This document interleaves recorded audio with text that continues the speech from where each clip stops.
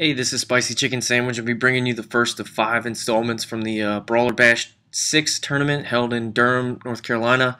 The links for all the websites can be found at the end of this credits. I'd just like to say that it was an awesome event.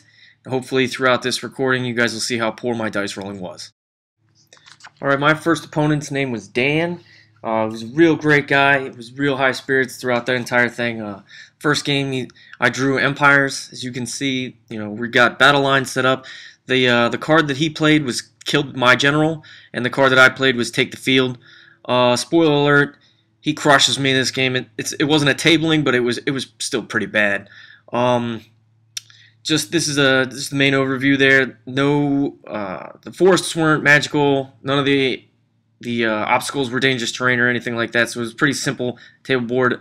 The picture was taken from my table end, and you can see there on the right flank, everything over there is pretty much open.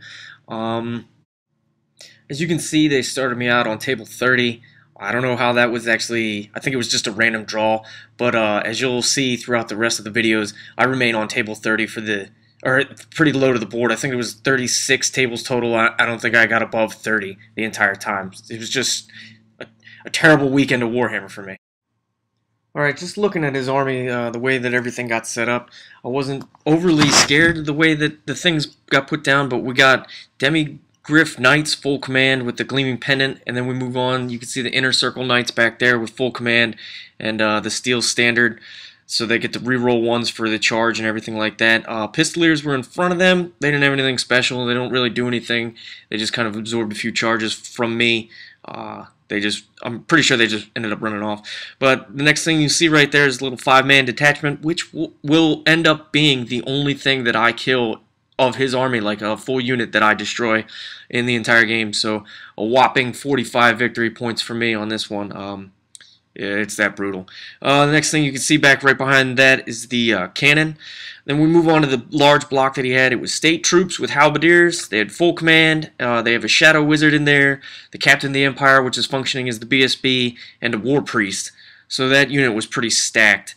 Right behind that you can see the captain of the empire on the Pegasus, and then you got the rest of the state troops with the life wizard, 3 Demi-Griff Knights full command, Celestial Hurricane Rana, another cannon, and a steam tank over there to round out my left flank. And then it's off to the top of turn 1. Dan goes first. Nothing really too exciting. He moves everything up a little bit. 4 steam points, moves 3 inches with his steam tank, and we go to magic. Channels 12 power dice. He gets 12 power dice. Channels 1. I get 7. I had 2 channels. Then he rolls. The first spell that he casts is the double 6s on Pit of Shades on my Graveguard. Kills 5. He gets a 6 on the miscast. He failed his lookout, sir. Gets a wound to his guy, and then he kills 5 of his own guys. That's pretty much the story of this game. He'll just miscast, kill a couple of his own dudes, and then nothing else will happen. The next thing he casts is Flesh of Stone. He miscasts with that again on a 7. He kills 2 more of his own guys, but he brings the wound back to his other wizard that he'd previously wounded with the other one. Nothing significant happened to the wizard that miscast this one. And then on to shooting phase 1. He takes 1 shot from the steam tank. It goes through. Couldn't save it. Does 3 wounds. Second shot goes through. Couldn't save that. Does 4. So he went down on the first turn. Then another cannon takes a shot, does 6 wounds to the Vargeists, and just because of the way they were lined up, it just went pow pow right through the first 2. So immediately I'm down, Terrorgeist and 2 Vargeists on the first turn, and it's still looking kind of good at this point because he's killing a lot of his own people, and I'm thinking to myself, all right, maybe his magic phase isn't going to be all overwhelming, and his cannons, the way that he's rolling, maybe he'll miscast and just blow himself up, and I'll be able to get into combat and won't have to worry too much about getting shot in the face. Oh man, was I wrong. On to the bottom of turn 1. I just basically moved everything up, so hopefully I can get into some close combat and wouldn't just be stuck in a shootout, OK Corral style, and just get gunned down the rest of the game.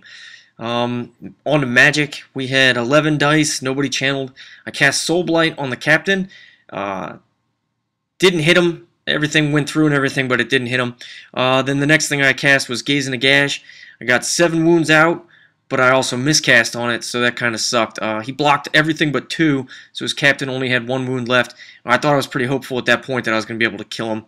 The miscast, I ended up killing the champion, 3 dudes from the grave guard, and 1 wound to the vampire, which was brought back because he successfully cast the spell.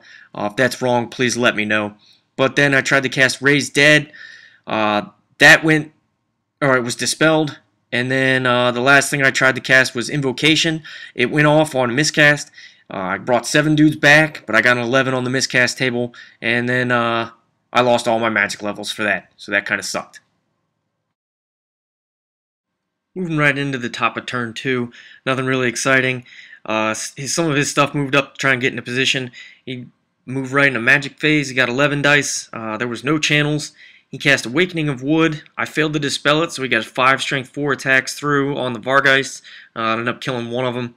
Enabling Foe on the Vargeists, so they're at -3 strength, which will effectively make them combat ineffective pretty much for the rest of the game.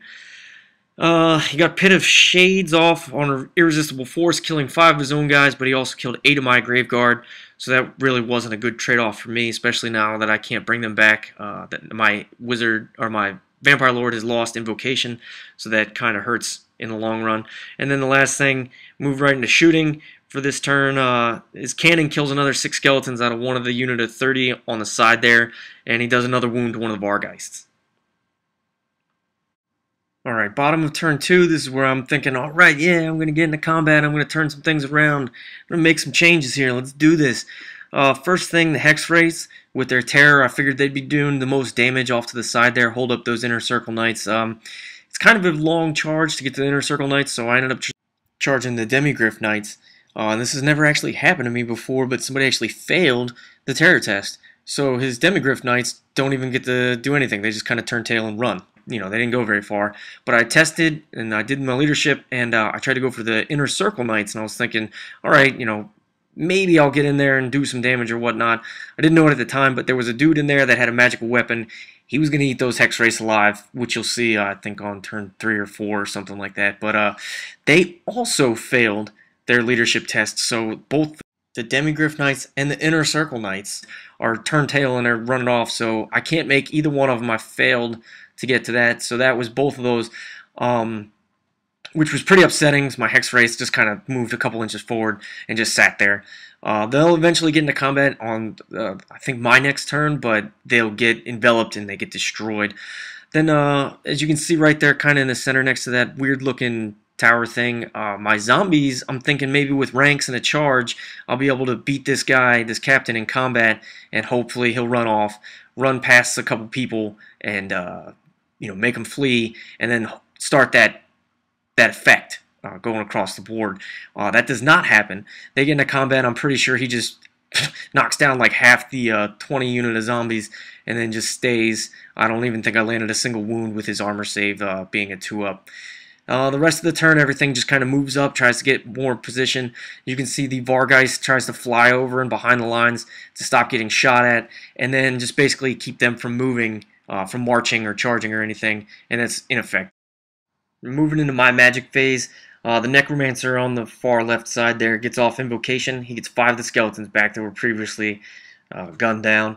Then I tried to get Soul Blight off on the Demigryphs. He dispelled it, and then also dispelled my Raise Dead, subsequently ending my magic phase. Like I said before, the zombies that had charged the captain, they took 5. They lost combat by 1 or 2. They were within range of my BSB, so we only lost 1 to crumble. It was pretty ineffective. Moving to the top of turn 3. At this point, I'm not discouraged. I'm still kind of doing well. I'm hanging in there. But as this turn unfolds, you'll see that I just kind of secede the game in my mind, and I realize that it's over. I'm just going to play, you know, to humor my opponent and not be that little crybaby quitter just because things aren't going my way.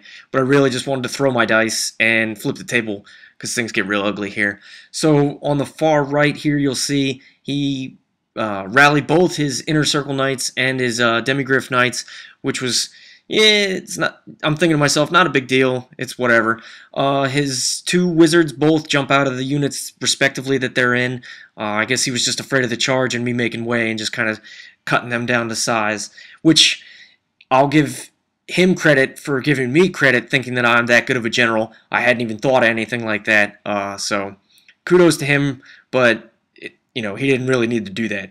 On a magic, he gets another 12. He channels 1, so he's at his thing, or he's at the max. He casts Throne of Vines on 2 dice, and it goes off. At this point, I'm kind of jealous because he's still casting things, and I'm throwing 4 or 5 dice on like a 12, and I'm still not getting it on 4 or 5 dice, so it's kind of upsetting. He gets Dwellers off on a miscast on the big unit of skeletons that I've got. It's 33 skeletons, Necromancer level 1, and a Necromancer level 4 with Dark Magic. And he ends up killing both Necros and 14 skeletons. And yeah, that takes a huge chunk of my army's power base away, because now I'm left with the Vampire Lord that's only fighting. He has absolutely no magic. And now both my Necros are dead. So at this point, I have 2 spells on one Vampire Lord, and neither one of them are very combat effective for me. So things get pretty ugly there. That's basically it for his turn. No shooting really that phase, or if there was, I didn't mark down that he killed anything. So, like I said, it just gets really gross at this point, and then it just gets even grosser as the game goes on. Like, the ridiculousness of how low I was rolling just kind of compounds itself throughout the rest of the tournament, and it's just sad. It's just really sad. Oh, I take that back. His shooting was effective. He did kill that last Vargeist up there in the top of the screen. You'll see him move off in here in just a second. But then on my turn, it was the bottom turn 3, my Hex Race make the charge into his Demigryph Knights. One of the units of zombies make it into that 5-man detachment. The other unit of zombies is trying to plug up that gap there, so I'm charging his state troops, trying to get my grave, or open that hole. As you can see, just a straight shot. So I'll get the charge with my Grave Guard, Vampire Count, BSB into his, horde formation. The skeletons there on my left flank just kind of shamble forward, not really doing anything. Crypt Horrors move up into position to block so that his little captain on his Griffin doesn't have enough space to charge into the flank of my Grave Guard, which was pretty effective. I didn't think the zombies were going to last another round, and it worked out. Just on the magic phase, it was real poor. I think I had 4 dice, threw all 4 of them at Gaze in the Gash. Of course, he dispelled it, so nothing happened there. Moving right into close combat, his captain on his little Griffin did what he was supposed to do. He destroyed that, the remainder unit of his zombies. The middle unit of my zombies actually fared okay to his unit, the state troops over there. We only lost 2 to combat res, so we lost combat by 3 total. -1 crumble from the BSB within 18 inches, so that wasn't too bad. And then the state troop detachment ended up doing about 4 wounds, and I beat them. They run off. I think I ended up catching them. So we ended up tying combat right there. Then on his movement phase, he ended up jumping over or somehow around the zombies right there, because then in the combat, I'll defeat those guys, and then they ended up running off. I chased him down. So somehow, I'm not exactly sure how he got behind me with his little pistoliers right there, but he did. So that wasn't, I'm not exactly sure what happened. But to wrap up that combat, the Hex Race whiffed all 5 of their attacks, and they lost combat somehow by 1. Oh, the musician. So he breaks the tie, and I lose by 1, so I lost a Hex Wraith. And then on his turn, you can see here, he charged the Hex Wraith's flank with the guy that has some kind of magical weapon. He ends up just annihilating them and reforming both his Demigryph Knights and his Inner Circle Knights to face my lines, getting ready to move him down. His captain moves up and charges the Crypt Horrors, and his other unit of Demigryph Knights on the far end move forward. They end up charging this middle unit of skeletons, and then on my turn, I'll be able to smash in both of them, the other 2, I'm sorry, on his flank and then on the other far side. I'm pretty sure at this point of the game, this is when Dan realized that I'm just an idiot. I don't really know what I'm doing, so he kind of stopped casting spells. He just kind of put it into coast mode and just, let the dice destroy me, as it may be. But looking from here, There was a couple combats on the far left with the Demi Knights. My Banshees ended up doing the majority of the work on those guys. I have 2 Banshees and 2 of those units of skeletons, or one apiece. They ended up doing enough wounds to scream all but one of the guys down. He ends up running, but not off the board by the end of the game, so I don't get points for that. And I don't get points because they are also not under half strength at the end of the game. The captain and my Crypt Horrors remained locked in a eternal combat. I think by the end of it, he had pumped him back up with his life mage back to full wounds, and neither one of them could stomp on each other. And I think they just ended up in a stalemate. I'm pretty sure we ran out of time. His state troops there in the middle, right behind the captain, ended up eating my zombies. Like I said, we ran out of time, so there wasn't anything they could do. They were just kind of facing forward, just in case that my Crypt Horrors took care of that captain. They were going to be able to get that side charge. You'll see here in a second when the slide flips that once my Vampire Count and BSB get in a close combat, all my attacks go to the unit, and all 5 of them whiff. And if you know that anything about the Vampire Counts, the fighty one has 2s rerollable with the Hatred, and I rolled 5 1s and then 5 1s. So that was really, really depressing. So before my Grave Guard even get a chance to attack back, they're pretty much wiped off the board. So with my Vampire Count whiffing, I think my BSB killed his his champion, because I was silly and I challenged, and then he accepted with his unit champion. So, haha, joke's on me. The Grave Guard lost, and then everything crumbled. The crumble actually killed my Vampire Count and my BSB for that. Crumbling from the army does a couple wounds to the Crypt Horrors, not too much to the zombies, and not too much to either one of the units of skeletons. So that's basically how the game ended. As you can see here, the only thing I got left is the unit of zombies that's right above his Inner Circle Knights. All the Grave Guard and Vampire Counts in the middle of the board right there are gone. I got the Crypt Horrors. I think one of them's taking a wound from the crumble. And then there's 2 units of skeletons over there in the corner that kind of survived. So pretty much it was a dominating victory for him. And, kudos to him. It was a great game. I had a lot of fun playing it. I'm not a huge fan of playing against Empire just because they're cannons and everything and they're so dominating, but I wasn't expecting him to dominate the magic phase as well as he did. And, I was just really silly in close combat. I just didn't capitalize, on anything that I needed to do to win. So that game's in the books, and we're moving on to game 2. Hope you liked it.